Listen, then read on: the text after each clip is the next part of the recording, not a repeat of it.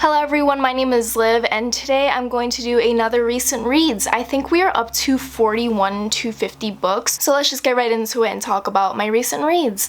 So the first book that I read was Mooncakes, and it is a young adult graphic novel following a girl named Nova. She is a witch who works at her grandmother's bookstore, and one day she follows a report of a white wolf being in the woods, and she finds out that her childhood crush Tam is fighting an evil horse. So they kind of reconnect, they rekindle their friendship and romance, and then they try and get rid of that evil horse that's lurking in their neighborhood. It deals a lot with paranormal aspects, it deals a lot with magical creatures. It is such a cute little autumnal, very whimsical graphic novel, and I had a lot of fun with it. And I did not give it a rating because I don't really rate graphic novels because I read them so sparsely, so I don't know what is a good graphic novel versus what isn't. I just base it off of my enjoyment. I had a lot of fun with this and it was very cute. The next book I read was Red, White, and Royal Blue by Casey McQuiston. Everyone on BookTube talks about this book. I'm going to rave about it, so don't mind me. This follows the first son of the United States named Alexander, and he does not like the Prince of England, Prince Henry. They have a rocky past and they aren't the best of friends, but one day they're at a royal wedding together. They bump into each other literally and they fall into the wedding cake, and everyone in the media takes a photo of that and posts it everywhere, and their PR team has to do damage control.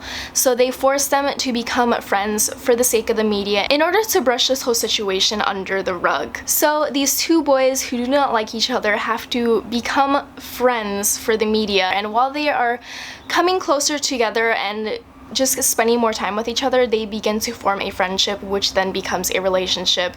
It was such an amazing novel. It has a lot of political intrigue, it has a lot of discussions about sexuality, embracing your sexuality and exploring your sexuality. It also deals with a lot of familial issues. It has a bunch of different plot points that mesh together to create such a well-rounded novel that is just so amazing, and I wish there were more new adult books like this where it's full of romance but also full of intrigue in other areas of these people's lives. And I just cannot wait to read any other book by Casey McQuiston because they are such a talented author, and I just am in awe of the hilarity that they put into this novel. The lines in this novel made me cackle out loud. Like, it was such a relatable and just conversational type of novel where Alex and Henry just have the best banter that makes you know that they are really like best friends and like they deserve to fall in love with each other, because there are other romance novels where like they barely have any good banter and you're like, are you really falling in love with each other? Because it seems like you have no chemistry whatsoever. But this is full of chemistry and it was just amazing. But I do have to say the first 50 pages was hard to get into for me because this novel is written in third person, so I'm not a fan of third person, so it was a little bit hard to get into. But that's not to say I did not enjoy this novel completely. It was amazing and I highly recommend it to everyone else in the world because it's such a wonderful new adult novel, and it was just amazing and adorable and everything I needed in life and more, and I didn't even know I needed this book in my life. The next novel I read was an audiobook, and it was a non-fiction book, which is very surprising of me. I read like one non-fiction a year, but here we go. Here's my non-fiction of the year. So I put a hold on Becoming by Michelle Obama when it first came out, I think in like November, and I finally read it in 2019. It was such a long hold. I think the longest hold I've ever had for a book because everyone in America wanted to read it, so it was a very difficult book to wait for, but I finally got it off hold and I read it. It's narrated by Michelle herself. It basically just chronicles her whole entire life story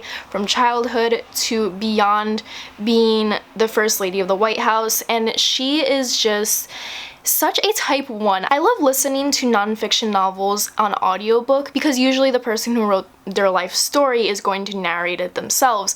So she did exactly that. So you get to hear her voice and you just get to hear her describe her entire childhood and her life and like her high school life and her going to college and her meeting Obama, and it was just so interesting because you don't get to hear that a lot in the media. You only know of her as the First Lady, but you don't get to learn about what her childhood was like and how she is so much like a type 1 that she's always constantly thinking, am I good enough? Am I good enough for this? Am I good enough for this? I have to be really good at this in order to be seen as successful. We both have like the same flaw where we think that our work equals success, and the only way you can be successful is to run yourself dry and just continually work and try to succeed beyond the measures of like society. And it's just such an interesting book, and it was just very relatable, and I just love reading and listening to nonfiction novels about successful women and like their lives beyond what we just see in the media or in a Wikipedia article, because I previously read Lauren Bacall's book about her whole entire life beyond her just being Humphrey Bogart's wife, and it was just so inspiring and so comforting because we also had like the same exact thoughts. And it's nice to know that you're not the only one who feels like a certain way, and it's nice to know that someone so successful and so big in life can feel the same way as you. So I would type Michelle Obama as a type 1 because we both have the same existential feeling where we're not good enough in life and we have to just work our butts off in order to be successful, even though self-care and taking care of yourself is another sign of success. But that's another story for another day. It was an amazing audiobook. I highly recommend it.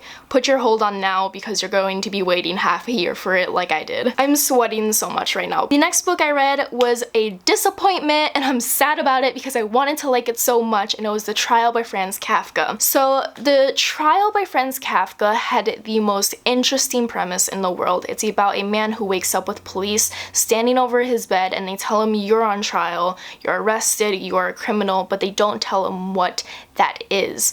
And that entire premise alone made me so intrigued in the story, but the story itself was a complete disappointment because I thought the trial would be like a legit trial in court and we would get a courtroom drama, but instead the main character is kind of just going from house to house trying to figure out why he's on trial and figuring out that like his society doesn't have a set court system, and basically he can be on trial for years and his entire trial is set against him from the start because he is a regular citizen and he's not a person who works for the government, which is a very good commentary for like our state in the judicial system right now, but it wasn't written in an interesting way. I wish it was like a set trial in a courtroom, but instead it was just messiness, and I was just like, meh. Like, I understand the deeper meaning of it, like don't think that just like flew over my head, but I will say the execution of it all, pun intended, wasn't that great. Anyway, the next book I read was Ninth House by Leigh Bardugo. I have a whole reading vlog about this book, and I will link that down below in case you want to see like all the things I spoke about Ninth House. I have not given this a rating. I will not give this a rating. I will say this is not my favorite Leigh Bardugo book in the world. It was very slow, very hard to get into, and once I finished it, I was just like, meh? Like, it didn't impress me. Again, like The Trial, I feel like the premise was more interesting than the book itself, and the way they was executed was just not my cup of tea. I did not mesh well with Ninth House, and I wish I did, but it didn't impress me, and I was just like, so that's the tea. I'm not gonna give you a premise for Ninth House because I feel like everyone's talking about it and everyone knows about it. Just know it's dark academia, secret societies in Yale, grim dark fantasy, and darkness all around. But it wasn't my cup of tea. The next thing I read was Batman Nightwalker, which is a graphic novel which is based off of the story that Marie Lu wrote of Batman. Get it? Nah? Anyway, it was a great graphic novel. That was my first Batman graphic novel that I read, and I enjoyed it. I thought it was fun. I feel like graphic novels about superheroes aren't like the best thing in the world, in my opinion, because it just deals with like one little aspect of their life, and they're like, okay, cool, we got this bad guy, graphic novel over, and I'm just like, okay. And that's what this one felt like. I was just like, okay, like it was a cute little part of Bruce Wayne's life as a teenager, and that's it. And it was great, and it was fun. It was entertaining for the time. I wouldn't say it's like the best graphic novel I've read, but I read it. Batman. Bruce Wayne. It was fun. The next book I read was on audiobook, and it was Never Let Me Go. I got this because it was also like a dark academia novel like Ninth House. It was about a group of people who live in this weird academy where they're always told that they're special, they're very important, they're the most special people in the world, etc. So after they graduate from that school, it kind of recounts what happened at the school and why these professors always told them they were so special and why they were considered special and why they were chosen for that academy in the first place. And I'm not going to give away like why they're so special, but like the plot twist as to why they are so important was weird, and I was just like, that's the plot twist, and I felt like nothing really happened in this story, and it was just kind of really sad. And like, not to say that like, oh, I don't like sad stories, I love sad stories, but this one was just weird, and I felt like I was listening to a story where it was leading nowhere. I'm going to see the movie adaptation of this to see if I like that better, but I will say like the book did not impress me, and I wish it had like a better premise, because I don't know, it had a cool premise where you're like, ooh, this secret academy where all these kids are told that they're special, like why are they special? But once you know why they're special, you're like, okay. Anyway, a book that actually impressed me was Turtles All the Way Down by John Green. I finally read this novel. I finally did it. There's someone who just parked outside my house, and I don't want them seeing me filming. So Turtles All the Way Down was the first book that I read where a character had anxiety, and I didn't feel anxious reading it because we had the same type of anxious thoughts, and the way that we spiral and the way that we just like look at the world was so aligned. I felt like I was reading my own thoughts in this novel, and it was just kind of weird but comforting in a way. And I was telling my best friend in the beginning, when I was like first starting this novel, I was telling her how Asa was kind of annoying because I felt like certain thoughts that she had were so extra and just like convoluted, and my best friend was like, that's because you think the exact same way, so you hate that you see yourself. And I was like, maybe. So I know a lot of people felt very anxious while reading this book because it's like pointing a finger at yourself if you have anxiety, and you're like, oh, that's how I think. It feels weird to see my thoughts in a book, but for me it felt comforting, and like it kind of taught me how to compartmentalize my thoughts and deal with it and remind myself that these thoughts aren't reality. And it was just an interesting read. I wouldn't say it's like my favorite story in the world, but it was comforting, so that's why I'll always remember it and stuff. The next thing I read was Fence by CS Pacat, and this is a graphic novel about a fencer who is enemies with another fencer who is much better than him, and they go to a college or an academy, I can't really remember, together, and they have to both fight for the same spot on the fencing team. And that's it. It's volume 1. It's very surface level. It's just kind of introducing you to the characters, to the world, to their motives, and how they have a lot of tension together. But it wasn't like gripping because it was much more of an introductory to the entire story, and I will continue with this series once more of the volumes go to my library, because I think it's a very interesting read, and I like how it's about fencing because I've never read anything about fencing, and I think fencing is so interesting. So yeah, it was a fun graphic novel, and I know there's going to be a lot of tension and kissing in the future of this graphic novel series, and I'm very excited about it. And I finally got to read it because everyone always talks about it on book Twitter, and I was like, I have to read this, so I finally did that. Woo. So, okay, we're here. My god, I could finally leave this room after this. We're up to the last novel. I think we're up to novel 50. Hold your applause. And it is Ask Again Yes by Mary Beth Keane. I read this on audiobook, but I did get this copy from Book Expo, and I'm so glad I did, because Ask Again Yes follows two different households living in the same suburban town, and they both share one tragic moment together, which kind of affects them throughout their whole entire life.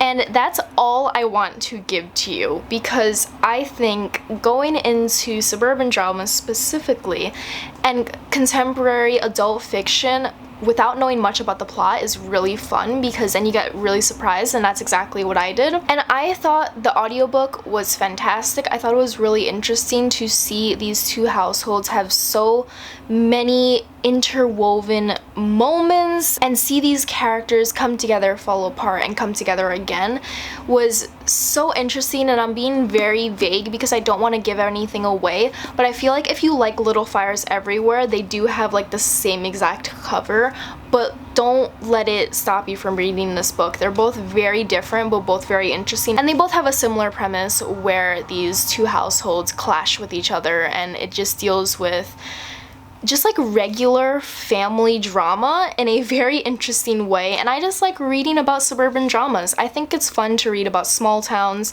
and the drama that happens within it, and I thought it was very well executed. But I do have to say that I do like Little Fires Everywhere a little bit more than I liked this, but not to say that I didn't enjoy this. I thought this was phenomenal. I thought seeing these characters grow throughout the years just was so well executed and so realistic and so captivating, and it was just a wonderful read. It was a wonderful audiobook to listen to, and I really enjoyed it. So yes, this was my 50th book of the year. Oh my god.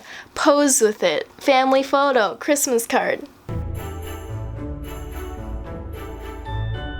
Anyway, those are my 41st to my 50th book I read this year. I can't believe I'm up to 50 books. I can't believe I read this many so far, but let me know if you've read any of these books, if you're excited for any of these books. So thank you so much for watching. I won't keep you any longer because this video is probably super long already, but thank you so much for watching. Be sure to like and subscribe if you have not already, and if you want to see more videos by me, and I will see you soon with another recent reads, because I'm secretly up to 60 books already, so I have to film another video soon. Okay, keep that a secret. Shh. Bye.